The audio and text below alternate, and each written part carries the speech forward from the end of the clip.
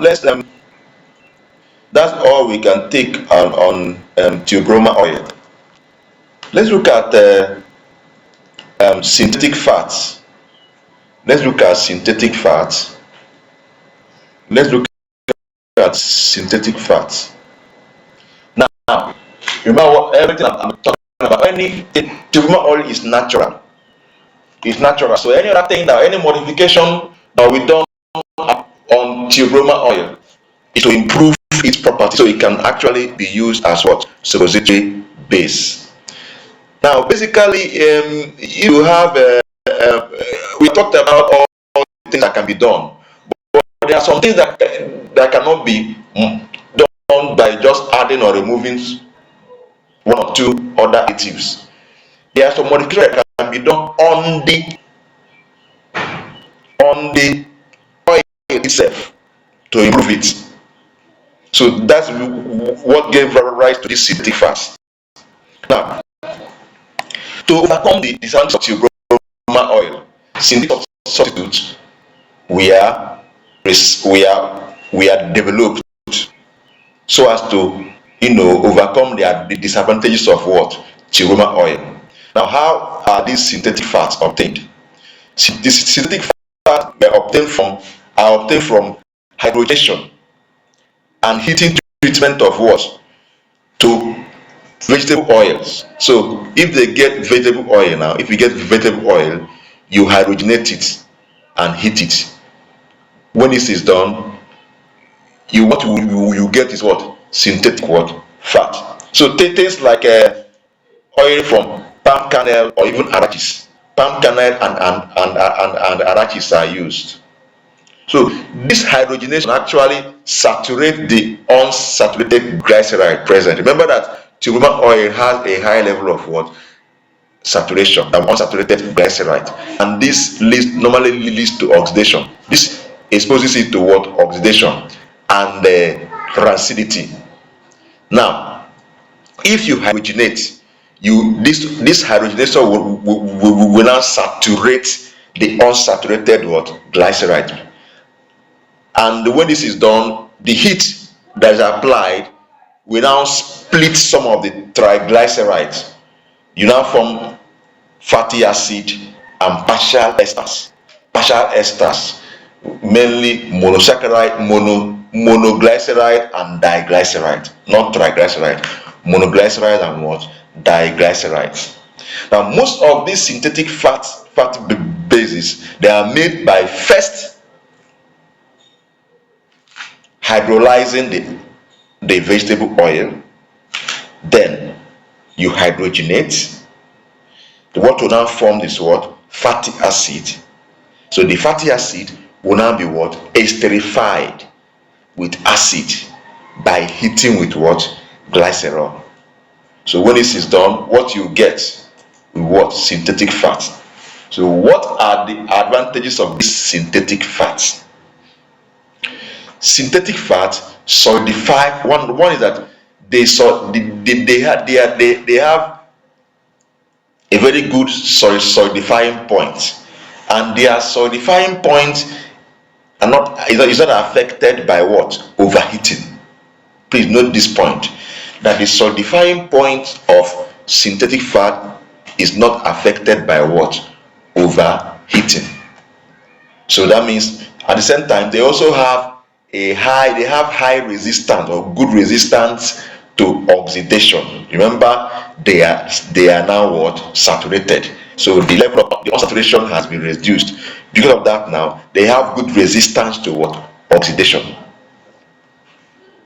Now, the difference between their melting point and settling point is small, generally 1.5 degrees Celsius to 2 degrees what Celsius, rarely above 3 degrees what Celsius. So because of that, now they set quickly.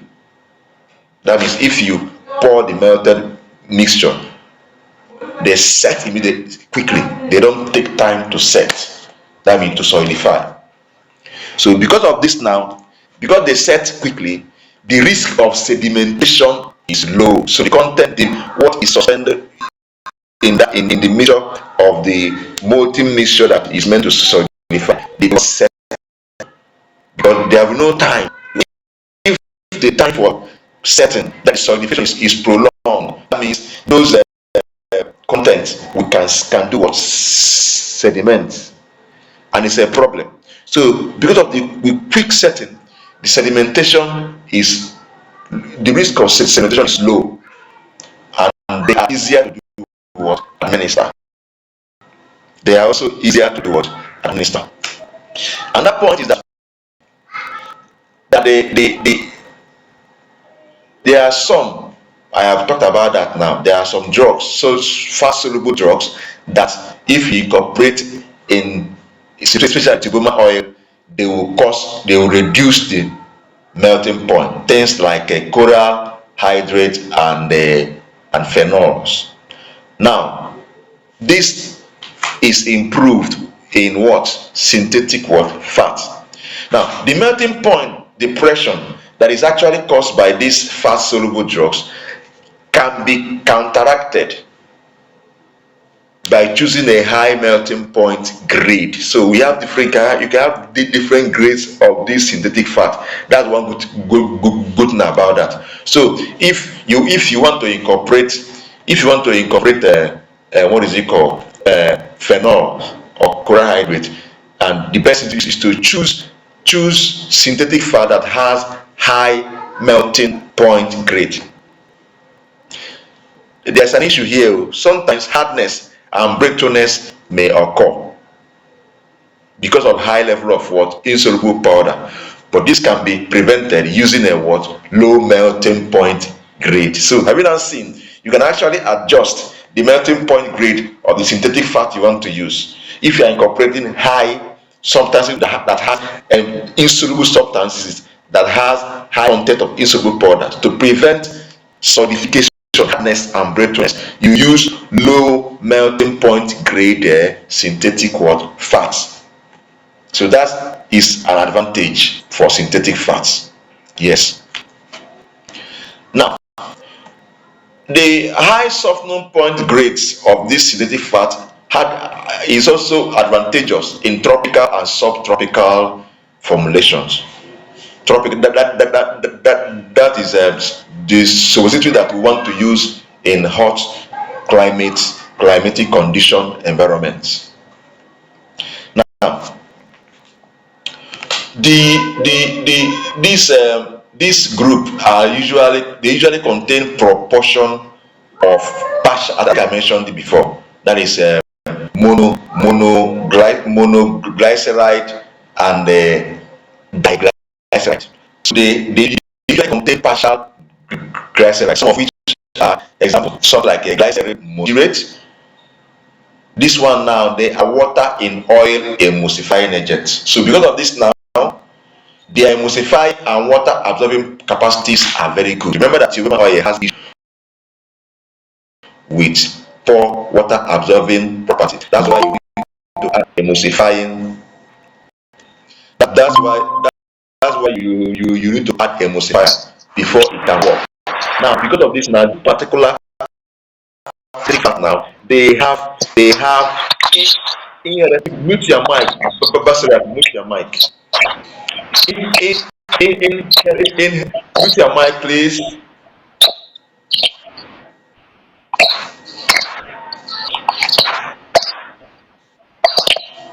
Basirat, mute your mic. Okay. All right. So this synthetic fat, they have, because of the presence of this glyceride, and I said due to the fact that this specifically glycerin monostearate, that is water in oil emulsifying agent, they have a very good water absorbing capacity because of the emulsifying property. So you don't need to add extra emulsifying agent. You don't need it. You don't need it. So that means this issue that has to do with tuboma oil is conquered.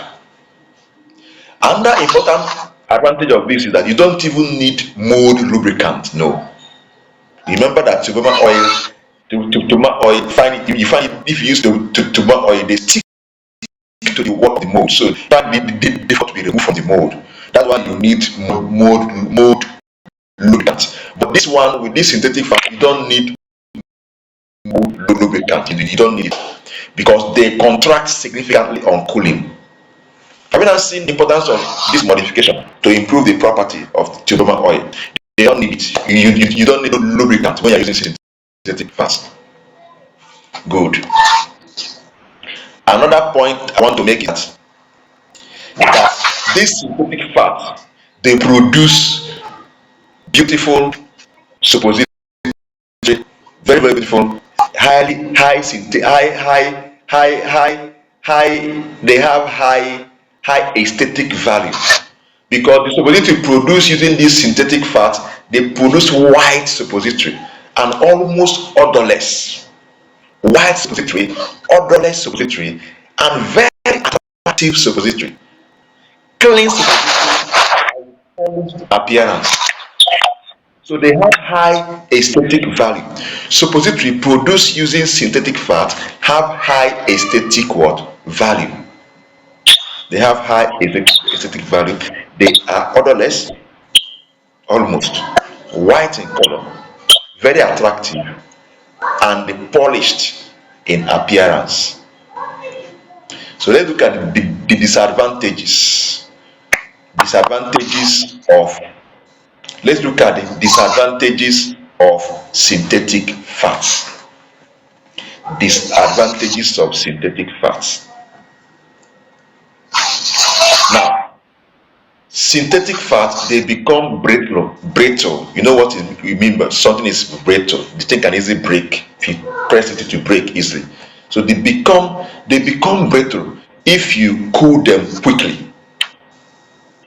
If they are cooled quickly, they become brittle. So because of that now, they should not be cooled in a refrigerator. They should not be cooled in a refrigerator or ice because of that. But this can also be corrected by addition of what? Additives like polysorbate 80. So if you add polysorbate 80, this can be corrected. Another issue these synthetic fats have is that they are more fluid than the brake oil when melted. So if you melt them, they are more fluid than what? The broma oil. So because that's now, if melted, sedimentation may occur. So you know how to prevent that. Thickness can be added. Thickness can be added. Example of thickness that can be used are magnesium stearate and bentonite. So if you add magnesium stearate or bentonite, then you can reduce this fluid that can lead to sedimentation, especially when they are made. Another issue this thing has is that the release and absorption of drug in the body. You know that the Roman oil is natural, so that is another issue. So the release of the drug absorption in the body is more when you use the Roman oil. That's the issue this one has because of the synthetic nature. All right, so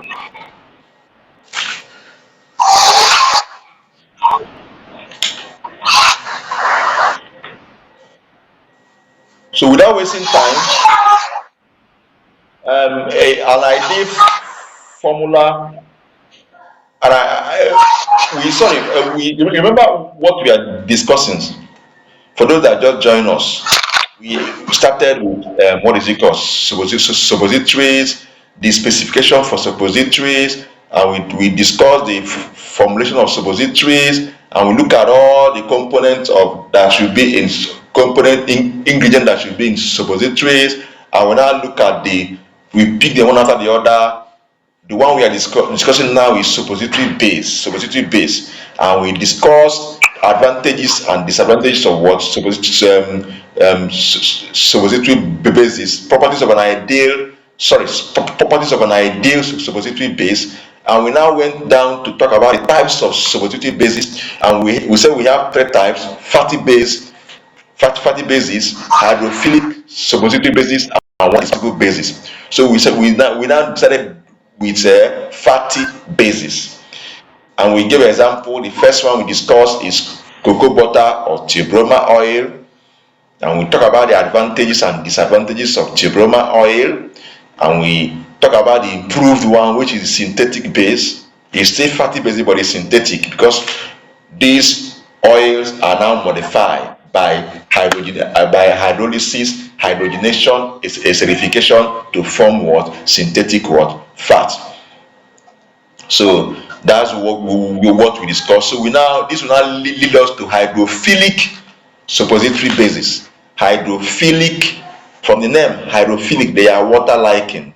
Hydrophilic suppository bases. Hydrophilic suppository bases. So here now we have the ones that are, we have the glycerogelatin base. Glycerogelatin. So that is what the next one we are going to look at on this suppository, on this hydrophilic what basis in our next class.